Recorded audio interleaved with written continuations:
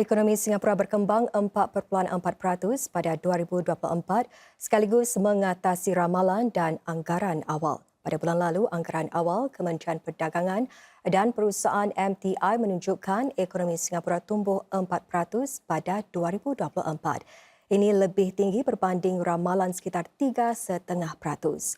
GDP lebih tinggi bagi keseluruhan tahun itu dicapai setelah pertumbuhan bagi suku keempat 2024 disemak daripada 4.3% kepada 5%. Selepas mengambil kira semakan tersebut, MTI menyatakan pertumbuhan ekonomi pada 2024 lebih tinggi berbanding peningkatan sebanyak 1.8% pada tahun sebelumnya. Pertumbuhan ekonomi tahun lalu didorong oleh sektor perdagangan borong, keuangan dan insurans serta penghilangan.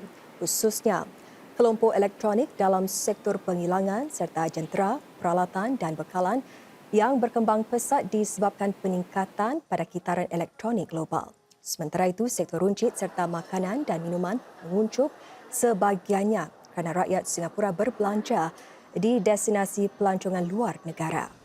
Menurut MTI, unjuran pertumbuhan GDP bagi 2025 kekal antara 1% dengan 3%. Setiausaha Tetap MTI, Dr. Ben Swan Ying berkata, pertumbuhan GDP yang lebih perlahan itu tidak akan memberi kesan ketara kepada pendapatan dan pengambilan pekerja. Prospek permintaan luar Singapura untuk tahun ini secara amnya tidak akan berubah dengan pertumbuhan GDP rakan-rakan dagang utama negara dijangka lebih reda. Singapura kini setapak lagi dalam proses menuju dan menghampiri pilihan raya umum 2025 apabila daftar pengundi kini siap disemak. Mulai esok ia akan dibuka kepada orang ramai dan anda boleh memeriksanya sehingga hujung bulan ini. Daftar pengundi mengandungi nama semua orang yang layak mengundi setakat 1 Februari. Rakyat Singapura boleh memeriksa butiran mereka melalui laman web Jabatan Pilihan Raya ELD, aplikasi SingPass atau di mana-mana kelab masyarakat. Sepanjang tempoh pemeriksaan, orang ramai boleh mengemukakan permintaan untuk memasukkan nama mereka sekiranya tidak tertera atau mengeluarkan nama daripada daftar pengundi. Anda juga boleh mengemaskini maklumat peribadi sekiranya butiran-butiran dalam daftar tersebut berbeza daripada yang tertera di NRIC. Mereka yang namanya digugurkan kerana gagal mengundi pada pilihan raya yang lalu boleh memohon supaya nama mereka dimasukkan semula ke dalam daftar tersebut. Ini merupakan perkembangan terkini dalam proses pilihan raya setelah Jawatan Kuasa Semakan Sempadan Kawasan Undi EBRC dibentuk pada bulan lalu, iaitu satu langkah penting menjelang pilihan raya umum ke-14 Singapura yang harus diadakan selewat-lewatnya November ini. Dalam perkembangan lain, menjelang pilihan raya umum, dua anggota Parlimen dilantik NMP, Syed Harun Al-Habsyi dan Raj Joshua Thomas meletak jawatan daripada Parlimen. Pengumuman itu sekaligus mencetuskan desas-desus bahawa mereka mungkin bertanding dalam pilihan raya umum akan datang. Dr. Syed Harun, seorang NMP kali pertama adalah konsultan psikiatri dan pengarah perubatan The Starfish Clinic.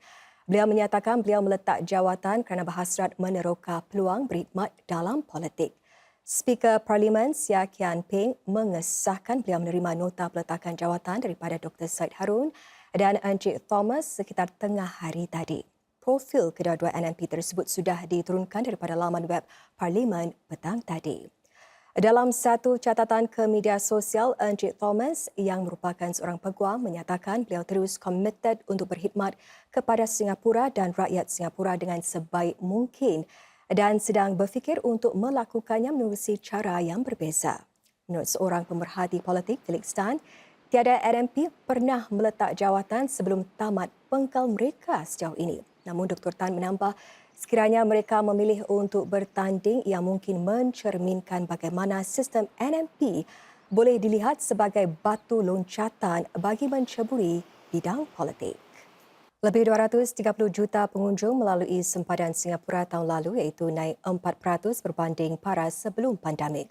Angka itu hampir 20% lebih tinggi berbanding 2023, sekaligus menandakan pemulihan kukuh pada bilangan pengunjung. Menurut Penguasa Imigresen dan Pusat Pemeriksaan ICA, peningkatan itu hasil penggunaan teknologi sempadan baru yang berupaya meningkatkan keselamatan dan kecekapan.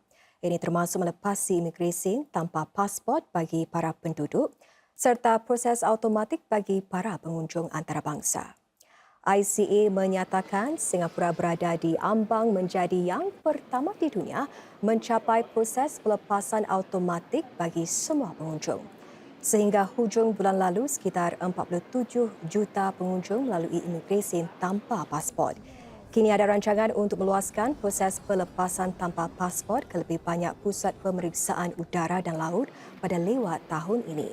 Sementara itu, saudara, pengunjung menerusi jalan darat membentuk lebih 75% daripada keseluruhan pengunjung sepanjang tahun lalu. Di sampel lalu menyaksikan jumlah tertinggi pengunjung melintasi sempadan darat dalam masa satu hari saja, iaitu sebanyak 562,000 orang. Bagi memperhalusi lagi proses pelepasan, pengesahan kod QR diperkenalkan sekaligus mengurangkan masa pelepasan imigresen dengan sebanyak 30%. Ini menjadikan masa melintasi sempadan lebih pantas dan cekap. Mari kita lihat dengan lebih dekat lagi tahap keselamatan sempadan pada tahun lalu.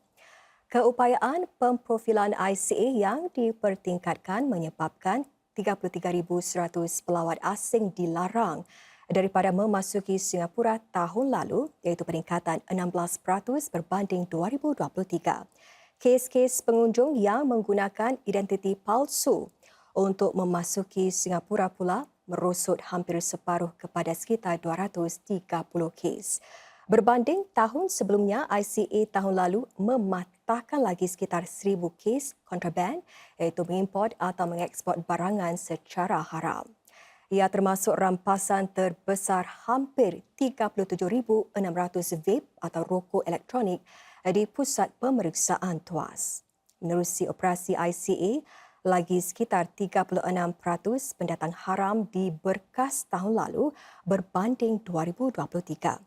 19% lebih ramai orang ditangkap kerana memberi tempat berteduh atau mengkajikan pesalah imigresen berbanding tahun sebelumnya. Selain itu, jumlah kes perkahwinan palsu dengan tujuan membolehkan pasangan meraih manfaat imigresen pula meningkat daripada 8 kes kepada 41 kes. Ia adalah hasil usaha penguatkuasaan lebih kukuh serta peningkatan pada jumlah aduan yang dibuat orang awam yang menyebabkan pihak terbabit dalam perkahwinan palsu diberkas. The new clearance concept enables us to enhance Singapore's border security as more foreigners posing immigration or security risks to Singapore will refuse entry compared to the previous year. Despite the 20% increase in travel volume, we were able to provide more efficient and seamless immigration clearance, seen in the passportless clearance enjoyed by Singapore residents and the extension of automated clearance to all foreign visitors. Sekitar 60 penduduk berkeperluan khas di Siglap bakal meraih manfaat daripada satu inisiatif baru yang dipanggil Terrific Community. Dilancarkan sempena ulang tahun Singapura ke-60, para sukarelawan menjahit dan menjual beg tote yang diperbuat daripada bahan-bahan yang dikitar semula. Projek itu bertujuan untuk mengumpul dana sebanyak $60,000 sebelum hujung tahun ini. Exit60 merupakan satu projek di mana kita ingin menggalakkan para penduduk kita berhubungan antara satu sama lain, menyumbang kepada masyarakat dan juga peduli tentang segolongan anggota masyarakat kita. Juga sempena meraikan ulang tahun ke-60 Singapura, sebuah pameran baru diadakan Bangunan Perpustakaan Negara bagi memperingati 4 seniman perintis tanah air. Ia memaparkan karya seni asli dan gambar yang tidak pernah dilihat sebelum ini.